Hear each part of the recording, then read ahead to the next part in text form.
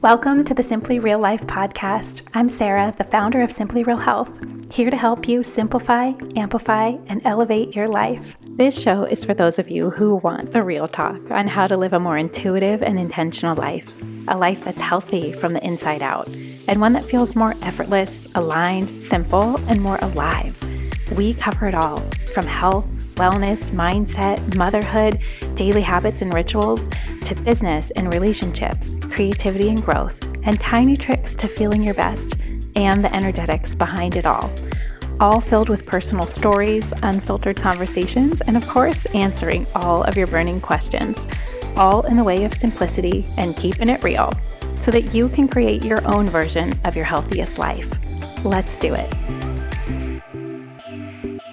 Hello and welcome back to the podcast this week. I hope you guys are having a great start to your summer. I know that it can feel like sometimes a big shift or a big transition when we go from one season to the next, and or maybe that it should feel like a shift. I last week was sitting down and thinking through okay, how do I want this summer to feel? How do I want to feel in the different areas of my life? What do I want this summer to be really filled with, and what things are making me feel alive and peaceful and happy, and what things just bring me so much joy, especially things that are maybe things that can only happen in the summer. I find that sitting down before you walk through a new season, or as it's just getting started in the first couple of weeks, actually just taking a minute to think, how do I want this to go? What are the things I want to fill it with, to focus on, to bring more intention to? And I think that just keeps it interesting. Each season has a completely different vibe to it. And I think if we're able to look at it as a whole before we walk through it, it's less overwhelming than doing the entire year at once. What are the opportunities that this particular season has for me? Things that I can only do this time of year, whether it's activities or it's types of food that you want to eat or recipes you want to try, or your summer bucket list of just things to keep it spicy and keep it interesting, and even thinking about those things in terms of your health. What are the life-giving things that I can really sink into and pay more attention to and really cultivate and create for myself in my life? As you're listening to this, I would just encourage you to start thinking about what those things might be. It's a perfect time in the year as we walk into this new season of summer, and that intention can really change so much of how you experience your day-to-day life, and not letting things happen to you, but being a little bit more of an active creator in doing things and having routines and rituals that really do support the best version of you, at least for that particular season. Just a random side note, and has nothing to do with today's question. It's just something that I have been thinking about so much, and I feel summer is probably the most fun time to start something like this, because there's just so many choices and things you can do when the weather's nicer and there's more hours of sunlight per day. And anyways, I send that out to all of you. It is a really fun thing to think about. So just a little extra bonus tip today. Okay, let's jump into today's question. It's a great question, and it's one that I'm not sure I've ever actually answered with a complete straight answer. And here's what I would do. Steps 1, 2, and 3. This is going to be one that is going to be helpful whether you yourself are somebody that is starting out on wanting to live a healthier life, just wanting to feel a little bit better, want to have more consistent energy, just want to take better care of yourself. Or it could be helpful for maybe somebody that you know, if you are somebody who already does eat a lot of real food, takes care of yourself, you're really active in creating the version of your health that feels the best to you. So maybe this would be a good one to send to somebody who might be just starting out or looking for something that is a little bit more joyful and a way that you can eat and live and be healthy that doesn't feel so extreme, because that's truly how we're taught. That is so how we are taught. Everything to do with health and wellness in our modern day culture is all about these extremes, all about these specific diets or specific tactics or specific ways that are labeled on how to eat. And so much of it is just very extreme and divided, and it is a way that is very hard to actually maintain in real life, especially if you are somebody who has a busy life, who is juggling a lot of different balls, who has a lot of stuff going on in different parts and versions of their life, different roles that they play, it can be very hard to take the way that most of us are taught about eating and food and taking care of ourselves and health when life is busy and a little bit chaotic and sometimes unpredictable. And I find that most people do come to me maybe after they have done, who knows, 10, 15 different diets, different tactics, different techniques, different workout plans. And sooner or later, the realization comes that maybe it does work and it does help, but for the amount of time, energy, mental bandwidth, capacity, the things you have to say no to, the things you have to avoid, the things you feel you have to sort of deprive yourself of just to get there, just to feel a little bit healthier, is oftentimes not an equation that can work for the long haul. So that is usually where people come find me, is I'm looking for something that is sustainable, can really work in my everyday life when things are not perfect. And I don't want that to be the goal, to be perfect at eating or perfect at working out. My goal is to live a life that feels vibrant and fulfilling, and where I feel really alive and that I can be present in my life and present in situations when I'm with people that I love or when I'm doing something that feels special, and just not having that mentality that it has to be so extreme or all or nothing in order for it to be something that lifts you up and carries you through your life. So today's question is, where do you even start if you're wanting to shift into eating better or to being healthier? And specifically, how do you start that shift when the end goal isn't perfection and when the end goal is not to be doing something that is extreme or rigid for the rest of your life? Where is that middle ground balance? I want to be healthy. I want to feel good.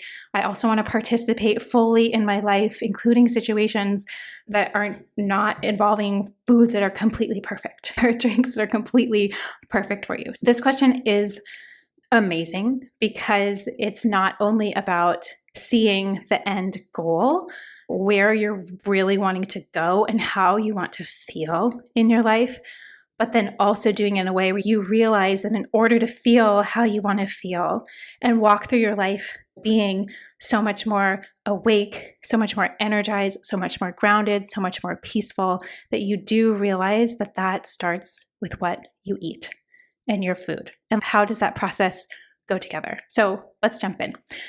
The first tip I have for you, if you're just starting out on this journey or you're wanting to shift away from some of the more extreme versions of how to eat well, the first tip I have is to know what real food is versus everything else. And this is actually wild because there is so much food out there that is marketed to us as being healthy, whether it's something that we read in a book, heard on a podcast, read in a magazine, that one of our friends or family members are doing, or just the way that we were taught about food, even as kids, that it's actually so backwards from what real, nourishing, nutrient-dense food is. There's an entire industry out there in food marketing to convince us that these foods or food products are healthy or they're good for you based on whatever the trend of the moment is.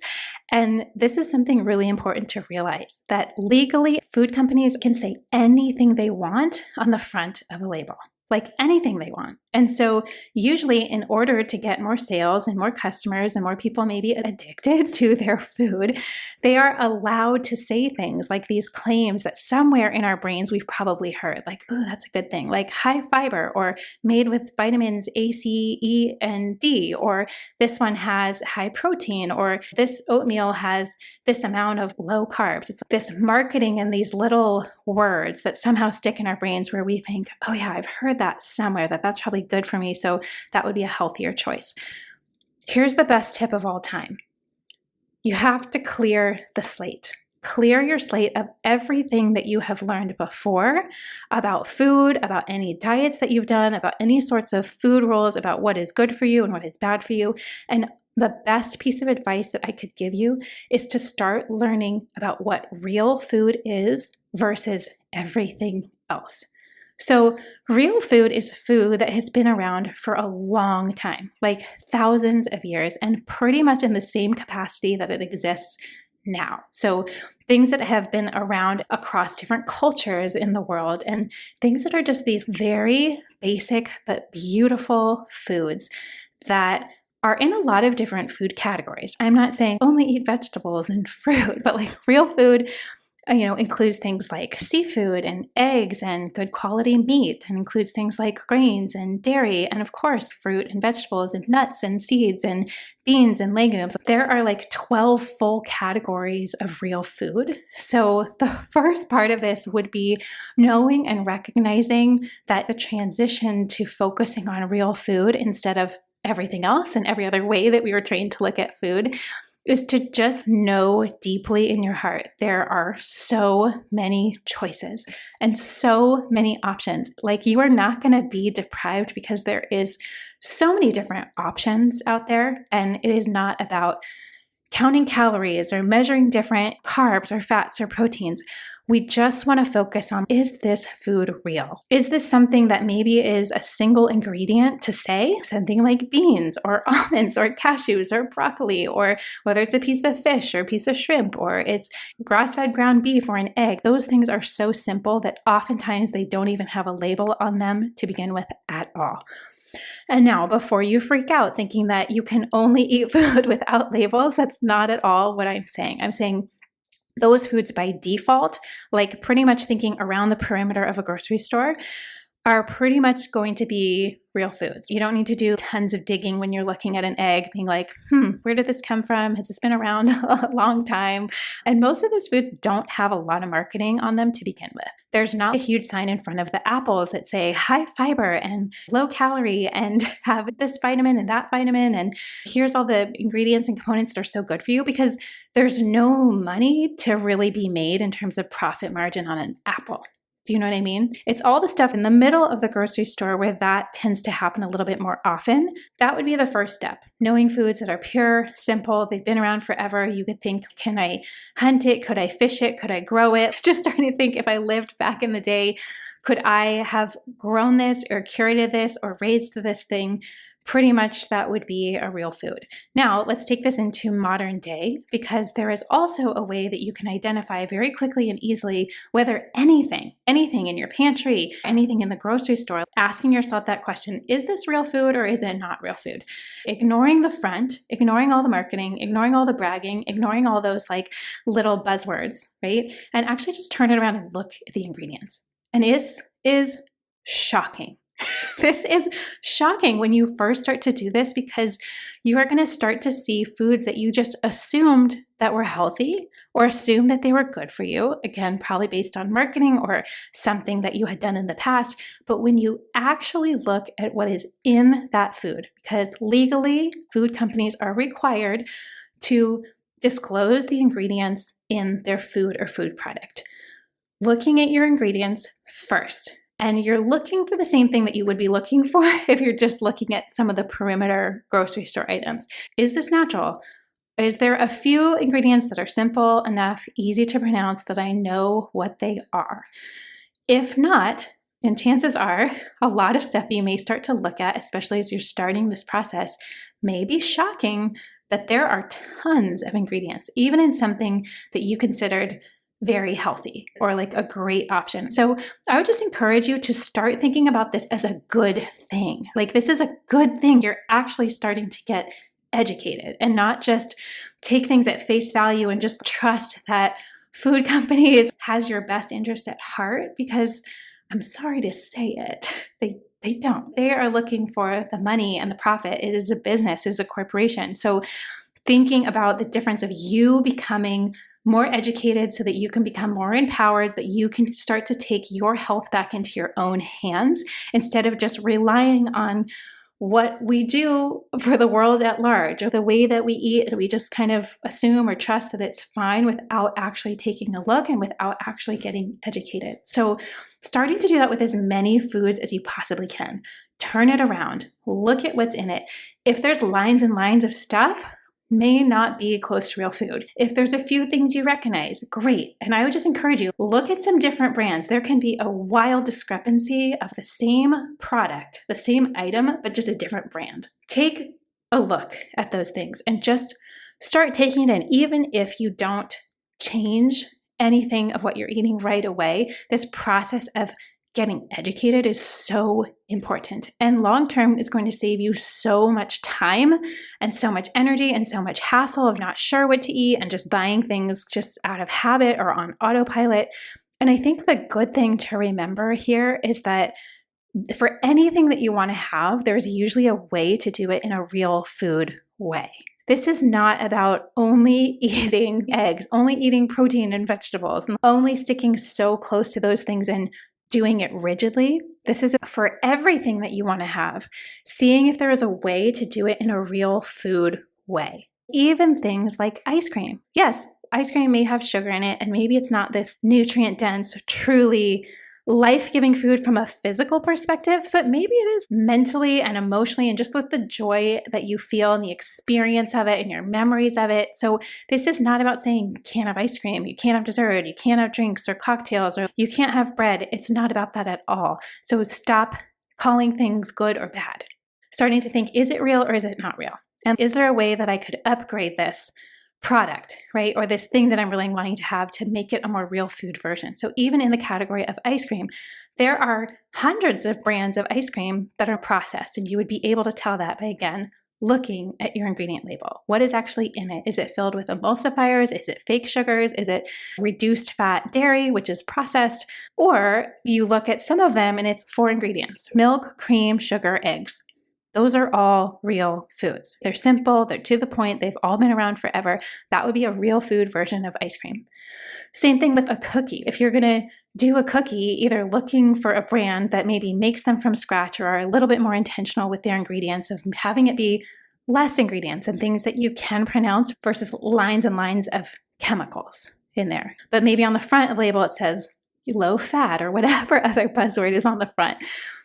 What I would encourage you to think about too is this is about joy and this is about experience just as much as it is about health. So taking the mentality of like, if I'm going to have a cookie, I want it to be the best freaking cookie ever. I want it to taste good, and tasting good usually means made with fresh ingredients that are simple. Even if it's something where you make cookies and you can count the 6 ingredients that it would take to make a chocolate chip cookie versus buying a pre-packaged cookie, the difference in intention that of you going through the sort of beautiful process of crafting and creating this food that is beautiful and fun versus mindlessly grabbing out of a bag of cookies from your pantry when you're stressed or when you come home from work or after the kids go down or whatever it may be. 2 very separate intentions that actually have a big impact in terms of how our bodies digest and assimilate it. Here's something else that I would encourage you with. The purpose of doing this, of starting to clean things up and really get clear on, is this a life-giving food? Is this a nurturing food? Is this a food that's going to provide something to my body, not just empty or void or a non-alive food? You know what I mean?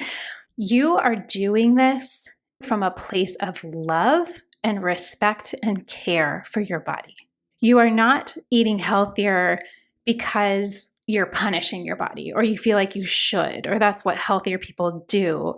But trying to switch that mentality right away would be my second piece of advice, is coming from this place of wanting to nurture and care for and tend to the body that you have been given, knowing that real food is so much kinder on your body than anything else.